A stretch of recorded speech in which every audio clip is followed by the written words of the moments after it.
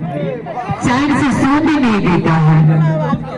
रात्रि 11 बजे तक तो फुदर करता है और उसके बाद न जाने मुझे सोने में बहुत डिस्टर्ब करता है, लेकिन मजा बहुत आता है सोने में।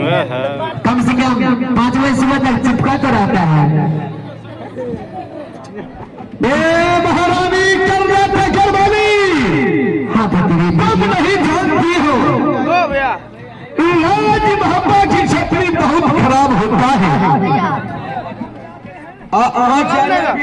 हाँ आप तो खराब है ही है, लेकिन जिस रात मालूम चल जाते हैं राज महापा वाला को तो शायद देश नहीं रहेगा।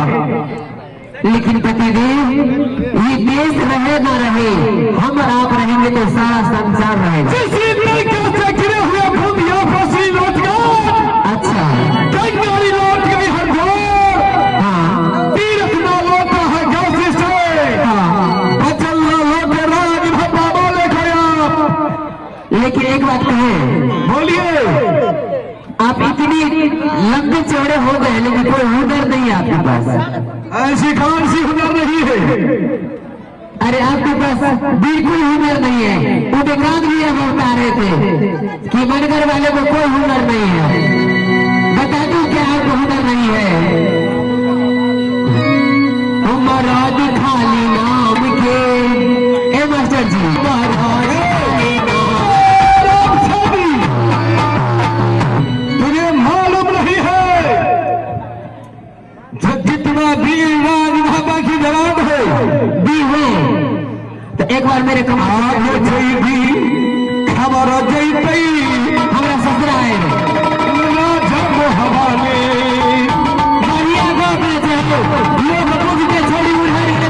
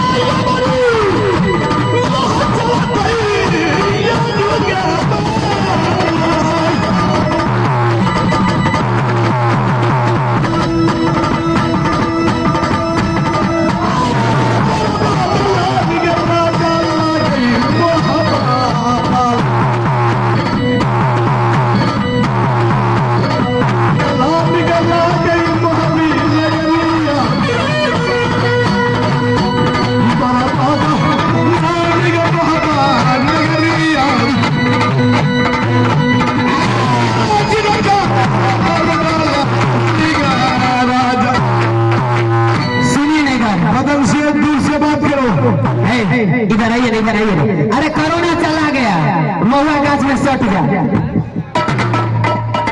सार गप नहीं बुझलिए।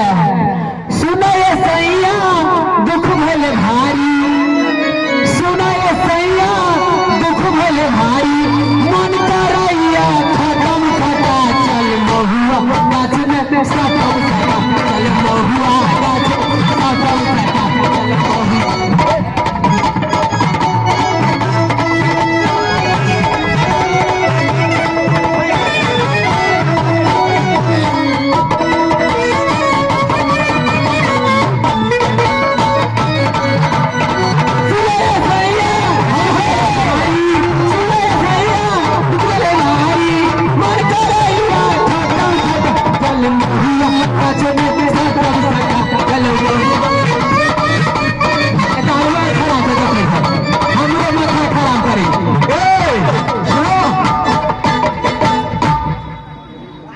एक बीतल छै डेढ़ बीतवा मौका का फायदा उठे चाचा एक बीत के कोनो काज नहीं होता। अरे उसके पास बॉल को ठमार कर लेना। जर्सी के मुंह पर देखे तो मुंह कर पॉलिथीन देखे तो सब दिमाग खींच ले। हम तुमसे शादी एक शर्त पर करेंगे। करबो ना कि घर लिख दो क्या लगो घर में काम मुझे नहीं चाहिए। ई साउंड बॉक्स दबा दरभंगा वाला कुछ नहीं चाहिए।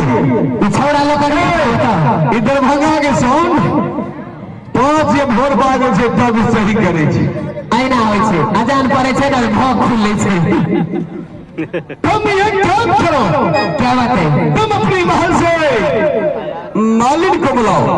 अच्छा और उसके मैं एक सुंदर सी फूल लाने के लिए कहता हूँ और फूल लागी हम बाबा गुरु अमरा का पूजा करेंगे। उसके बाद तुमसे और हमसे शादी होगा। जीवन पिट्टा नहीं था।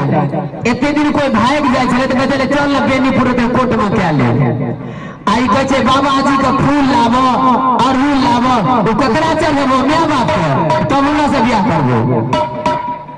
आगे निकरो जाओ पूजलो जब गुरु देव थे। हम तो माँ दुर्गा का पूजे छलिए। महीना गुजर गया मैया जुड़ गई।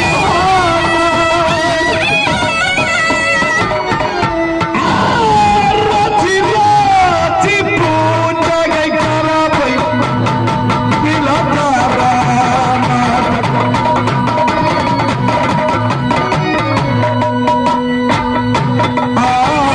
वो करो